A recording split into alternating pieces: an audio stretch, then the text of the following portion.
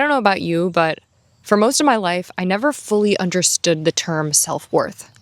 Like, I would hear people talk about it all the time. You are worthy. Say it in the mirror. I am worthy. And stop settling for less. And like, okay, that makes sense.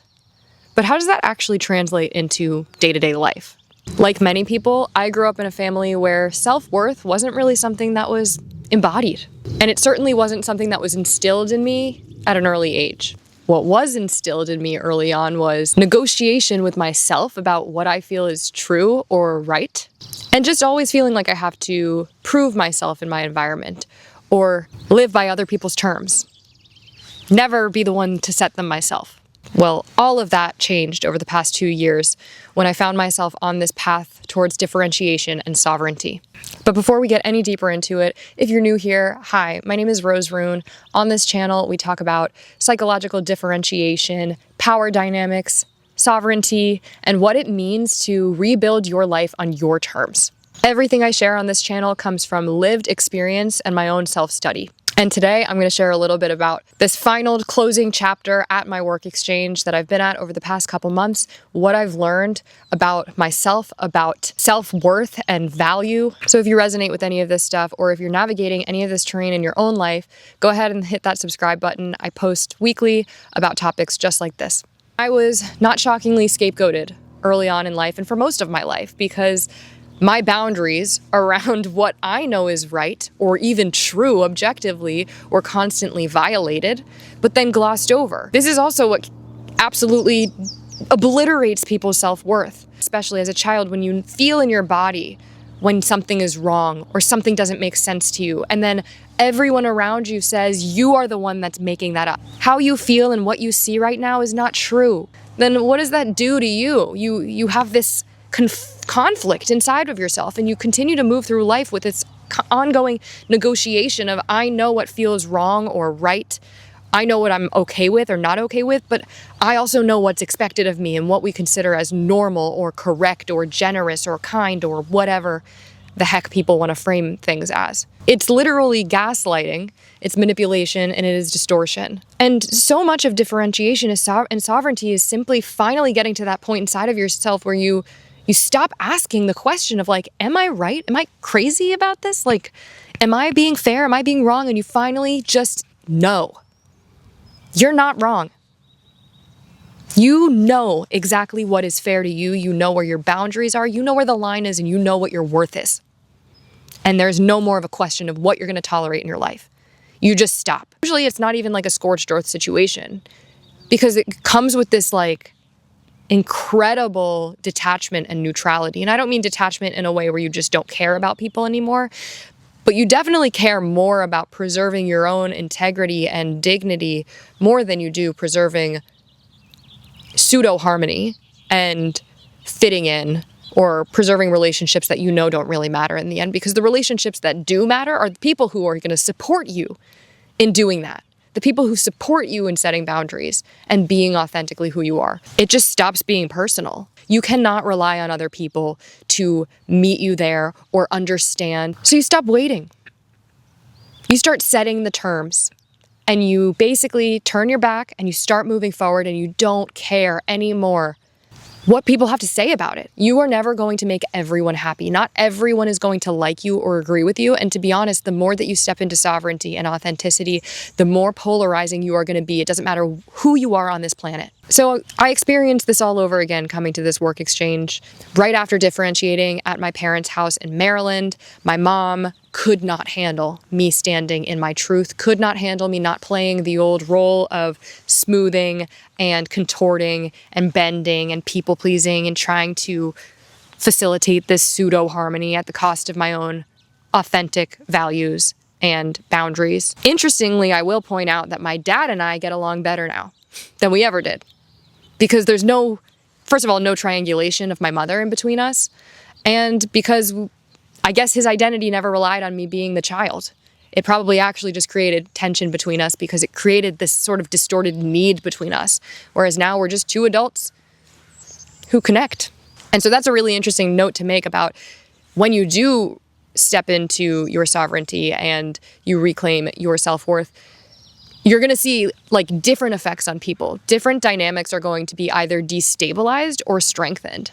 Anyway, very quickly after I differentiated there and my mom sort of reacted in that way, sort of out of the blue, I found this opportunity to work at a work exchange here, and I came out like within days of meeting this woman on the internet. Felt really kind of fated and weird and karmic, and I just was like, I don't know what I'm coming here for, but I know I'm supposed to be here. Like, it was just one of those moments in life where you're presented an opportunity and everything lines up and it feels right. You don't know why, but it doesn't matter because you know you need to do it. So I did, and I came out here, and right off the bat, it was just the most destabilizing situation, one of the most destabilizing situations I've ever experienced in my life. And at the time, I didn't realize I had money, and I collapsed into a very kind of scared, people-pleasing version of myself because I was terrified of being homeless. As soon as I dropped my sense of worth and value proportionally to that sort of survival mode that I was feeling, more was asked of me. I was taken advantage of. I was exploited. And eventually I hit a wall, and I was like, no more. And sort of these boundaries hardened inside of me. I knew it was going to have consequences, and I didn't know exactly what those consequences would be. But I eventually got to a point where I preferred whatever consequences came over staying here, being small, and overriding my boundaries. I couldn't do it anymore. Like, it was a physical limit, not just my willpower. I rediscovered savings, this large savings account that I had that I forgot about, and that completely changed my situation. It gave me leverage, and suddenly I was not just emotionally and spiritually supported to stand my ground and be who I am and set real boundaries, but I was materially supported to do so because I no longer was dependent on this environment for my housing and for my livelihood. And the last note I left you guys with in my last video, if you watched it, I was basically like, I'm leaving it up to her, the host here, whether or not I stay. But basically saying this is what I offer, and it's not something I'm willing to negotiate. Well, things took a turn for the better. I took it a step further, and I realized, why am I putting the ball in her court? Why am I still here if I don't need to be here? This entire work exchange is like a physical manifestation or symbol of my old lack of self-worth. And then I started thinking about the actual dynamics of this arrangement, what I gave, what I received. I calculated and I did research on the actual value of the labor I provided, the projects I worked on, and I severely underestimated and undersold myself in this exchange. And that, of course, further motivated me to get the hell out of a dynamic like this. What am I doing staying here? Because no matter what happens, there's going to be friction in the way that we operate, in the way that we see things. And so I started looking for new places to live. And eventually I made the decision to leave. I gave a 2-week notice. And I ultimately drew the line and said, this is what I'm going to offer here. And I essentially just named the terms of how this agreement is going to end and what I'm willing to offer going forward. But basically, I'm done with the actual work exchange. And I am not giving anything else of myself here. Not my time, not my money, not my energy, not my attention, nothing. I think when you get to this point in your journey and you start to really reclaim your value and your sovereignty, and you start owning and embracing and honoring your boundaries, it's quite sobering. Like, I feel very grounded. I just feel like I am someone who finally is in control of my life instead of adapting to it.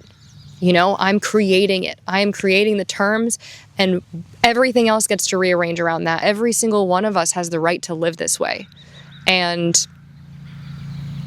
I really believe that the world would actually function a lot better and more easily and with a lot less conflict if we all actually explicitly set the terms in our relationships and shined light on our boundaries, because then we'd all feel like we have the permission to be who we actually are and to say what we need or want. So yeah, we'll see what happens for the next 2 weeks. But after that, I am incredibly excited for the next chapter.